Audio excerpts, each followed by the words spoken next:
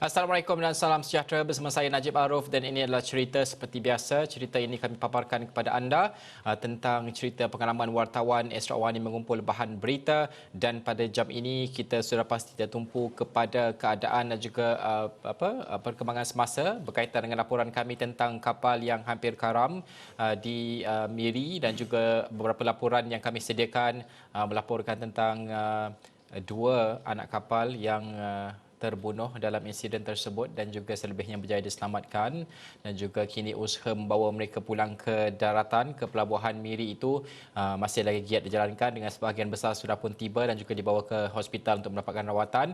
Dan juga rakan setugas wakil Astro Awani di sana, Nuzuruddin, sejak daripada awal pagi tadi membuat liputan. Kita nak terus saja bersama dengan Nuzul pada jam ini. Nuzul, kalau kita bercakap tentang cerita ini adalah bagaimana dalam konteks laporan kita pada hari ini, bagaimana sebenarnya Nuzul membuat laporan ini? Kerana kalau boleh diceritakan, membawa kembali jam berapa mengetahui tentang perkara ini untuk mendapatkan maklumat, tetapi berada di pelabuhan sahaja. Bagaimana Nuzul melakukan perkara ini, kalau boleh dikongsikan? Baiklah Najib. Hari ini adalah satu peristiwa yang kita perlu masukkan dalam sejarah, yang kita perlu ingati kejadian ini, di mana terlalu ramai, lebih daripada 180 kru kapal yang berada di lautan, yang semuanya pastinya bekerja untuk keluarga mereka, tapi berhadapan dengan situasi seperti ini. Dan kita sebagai wartawan juga, kami di Kuching dan di Miri khasnya di Sarawak ini, menerima berita ini seawal pagi. Sebelum jam 9 itu lagi, kami dah menerima ura-ura cakap-cakap dalam media ada peristiwa ataupun insiden berlaku di Miri melibatkan kapal dan syarikat Petronas. Dan seperti yang dimaklumkan, kami mengikuti perkembangan terkini kes atau insiden ini, bagaimana ada pihak jawatan kuasa yang terlibat.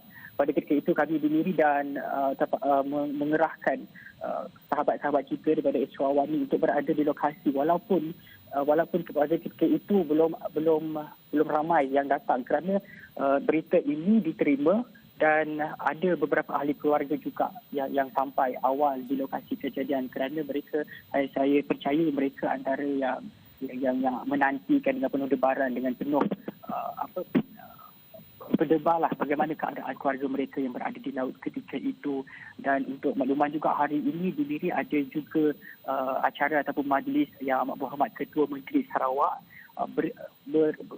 dengan bertepatan dengan pembukaan ataupun pembinaan bangunan baru untuk Hospital Miri.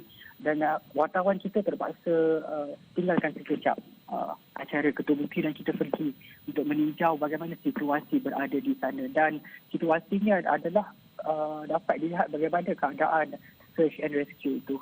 Operasi cari lamat itu dilaksanakan oleh pelbagai agensi.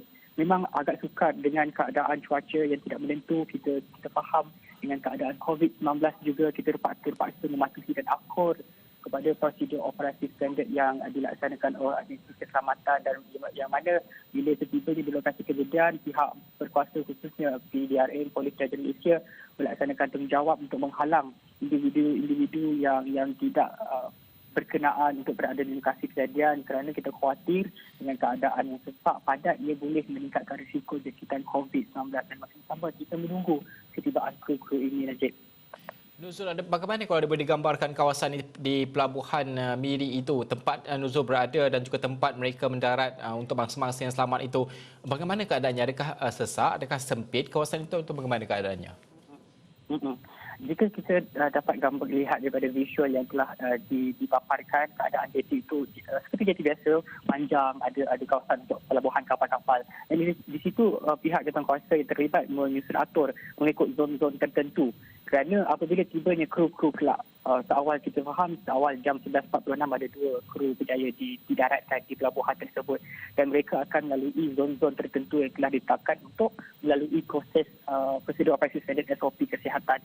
Seperti telah dimaklumkan, dengan keadaan COVID-19 sekarang ini, mereka perlu juga mengikuti SOP yang telah ditetapkan agar ia tidak meningkatkan risiko lain dalam kes ini. Dan keadaannya disusun dengan begitu baik sekali. Setiap agensi terlibat, Jabatan Kesihatan juga, bomba dan penyelamat juga, pastinya FBNM, pihak maritim juga ada di lokasi kejadian, dan mereka cuba untuk mengawal bagaimana penyusunan setiap zon ini boleh memudahkan pergerakan khususnya kepada kru-kru yang cedera. Dan apabila saya berada di sana, difahamkan juga mereka ini diasingkan mengikut status kecederaan itu. Ada yang status kuning, ada yang status hijau. Yang mana bila status hijau ini mereka masih lagi boleh berjalan, masih lagi boleh bercakap dengan baik, dengan sihat, dan mereka dihantar ke poliklinik diri untuk dapatkan rawatan lanjut. Dan juga mana yang mendapat status kuning, kecederaan di kaki misalnya, mereka tidak boleh berjalan, terpaksa diusung, maka kru-kru ini akan dihantar ke hospital Miri untuk mendapatkan rawatan yang lebih komprehensif, rawatan yang lebih baik untuk mereka setibanya di sana. Ya, semua pasukan penyelamat yang berada di kawasan pelabuhan itu, saya lihat gambar yang kita paparkan tadi memang mematuhi SOP, memakai baju PPE dan sebagainya. Adakah kesemua mereka dan juga pasukan yang menyelamatkan mereka di laut juga memakai PPE yang sama dan juga memastikan walaupun kita dalam proses menyelamat, SOP itu tetap dipatuhkan? Kalau boleh dikongsikan. Itu sangat menarik sebenarnya, Najib. Sebab melihat kepada keadaan laut yang bergelora, melihat bagaimana sukarnya keadaan cari selamat itu, operasi cari selamat itu dilaksanakan, sangat mengagumkan kerana pihak yang terlibat menggunakan PPE yang telah disediakan daripada bot ekspres itu sehinggalah ke daratan. Kerana ia, walaupun kita tahu keadaan sukar mungkin akan memberikan ketidakselesaan kepada petugas untuk menjalankan tugas menyelamat, tapi ia adalah satu kemestian untuk mereka menggunakan PPE itu, peralatan perlindungan sendiri untuk memastikan SOP COVID-19 itu dilaksanakan dengan baik. Melihat kepada penjarakan sosial juga amat penting diutamakan, dan juga persediaan kepada proses sanitasi di lokasi kejadian. Sebab mungkin sedikit sukar untuk dilaksanakan dengan keadaan mereka, kru-kru yang tiba, mereka kelihatan sangat penat, lelah, letih, dan ada yang hidrasi, masalah perlu makan, minum, seperti itu. Mereka sangat-sangat lemah dan kita faham keadaan mereka itu dan cuba untuk memberikan kemudahan untuk kru terutamanya. Dan dalam masa yang sama kita juga pihak berkuasa ataupun pihak keselamatan juga perlu mematuhi COVID-19 dan SOP telah ditetapkan di sana. Dengan sebab itu tadi apabila saya katakan mereka disusun mengikut zon. Zon itu jaraknya agak jauh daripada satu sama lain supaya ada jarak antara individu yang terlibat, antara mereka itu yang bertugas, dan juga dapat dipastikan keselamatan mereka supaya semua operasi itu dijalankan dengan teratur. Apabila difahamkan Jabatan Bomba juga menyediakan satu platform maklumat kepada kami untuk melihat perkembangan terkini, jumlah yang datang, masa dan seterusnya. Dalam kita membuat laporan tentang insiden sebegini, sudah pasti aspek sensitiviti itu kita jaga. Apatah lagi melibatkan tentang kematian, 2 kematian kita rekodkan, dan juga Nuzul juga sempat bertemu dengan ahli keluarga, dan juga ini sudah pasti dalam kita mendekati mereka itu, sensitiviti mereka juga kita jaga, hati mereka kita jaga kerana mereka ditimpa bencana sebegini, insiden sebegini kan. Bagaimana untuk Nuzul sendiri mendekati ahli keluarga, kalau dikongsikan untuk bertanya kepada mereka pada masa yang sama untuk memastikan sensitiviti itu tidak kita lintasi garisan itu, Nuzul? Betul, dalam keadaan sebegini kita boleh katakan situasi yang mendesak kepada keluarga untuk tahu bagaimana keadaan anak saya, bagaimana keadaan suami saya, anak saudara saya bagaimana hidup ke tidak. Sebab apabila dimaklumkan bahawa adanya 2 kematian daripada kejadian insiden ini, ia merubah secara menyeluruh landscape ataupun pemikiran, persepsi keluarga-keluarga yang menunggu daripada pagi. Apabila diumumkan ataupun diberikan maklumat kepada mereka berlaku insiden ini, mereka terus bergegas ke lokasi, menunggu di luar tanpa ada akses untuk masuk ke dalam. Ialah kita kena patuh kepada peraturan COVID-19. Namun apabila tiba di sana, keadaan keluarga cuba ditenangkan oleh pihak berkuasa, dan juga ada wakil-wakil daripada syarikat datang memberitahu bahawa keluarga mereka masing-masing berada dalam keadaan yang selamat. Ini adalah satu perkara yang sangat penting jika berlaku sebarang kemalangan ataupun insiden melibatkan jiwa seperti ini. Ahli keluarga yang perlu diutamakan berada di sana, melihat mereka ada yang menangis, ada yang menunggu begitu lama bersama dengan anak-anak mereka.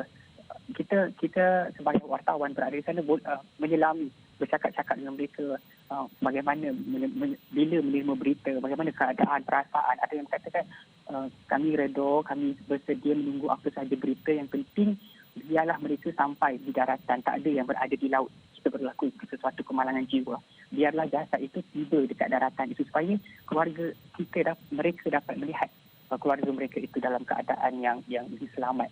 Dan juga selain di Miri, kita juga dapatkan reaksi komen daripada keluarga mereka yang berada di Kuching kerana hampir keseluruhan kru kapal itu adalah daripada warga negara Malaysia dan yang juga berada di seluruh pelosok negeri Sarawak, yang ada juga di Kuching keluarga mereka, dan kita dapatkan mereka di Kuching apatah lagi sangat jauh untuk berada di Miri, tidak mungkin untuk berada di sana dalam tempoh 1 hari. Itu adalah cabaran bagi mereka yang berada di Miri, hanya boleh mengetahui di Kuching kerana hanya mereka boleh mengetahui segala maklumat informasi terkini melalui telefon dan juga dimaklumkan oleh pihak SNM ataupun Jabatan Bomba dan Penyelamat ataupun Jawatan Kuasa Perusahaan Bencana Negeri. Di situ sahaja mereka boleh dapatkan maklumat apa yang berlaku terhadap keluarga mereka, kerana semua mereka ini akan ditempatkan di hospital Miri ataupun Poliklinik Miri untuk mendapatkan rawatan sehingga dimaklumkan keadaan mereka seterusnya. Okey, terima kasih Nuzul kerana sejak daripada awal pagi tadi membawakan perkembangan terkini penting untuk kita sama-sama mendengar dan juga melihat laporan ini untuk rakyat Malaysia, penonton Astro Awani khususnya, dan juga kita mendoakan dan juga ucapan takziah kepada ahli keluarga bangsa yang terlibat dan juga kehilangan nyawa 2 kru kapal tersebut dan juga semua yang selamat.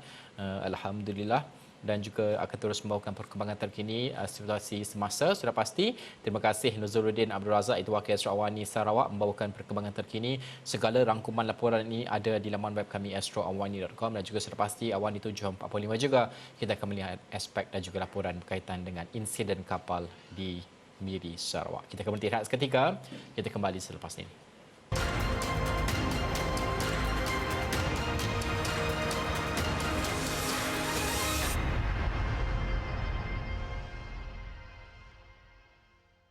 Kita mengharapkan maknanya kerajaan memperuntukkan peruntukan yang mencukupi, oleh kerana kita dapati bahawa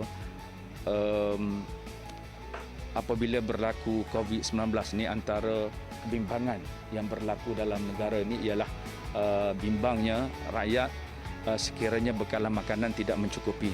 Jadi oleh kerana itu menjadi tanggungjawab kementerian untuk memastikan bekalan makanan negara mencukupi, dan alhamdulillah walaupun berlaku beberapa hiccups di peringkat awal khususnya dalam rantaian bekalan itu, tapi maknanya kementerian telah berjaya mengatasi sebaiknya, dan alhamdulillah sehingga kini kita dapat memastikan bekalan makanan negara mencukupi. Jadi kita mengharapkan pada bajet yang akan dibentangkan pada November 6 November nanti, maknanya kita yakin dengan keprihatinan Yang Amat Berhormat Tan Sri Perdana Menteri akan memberikan tumpuan kepada sektor pertanian.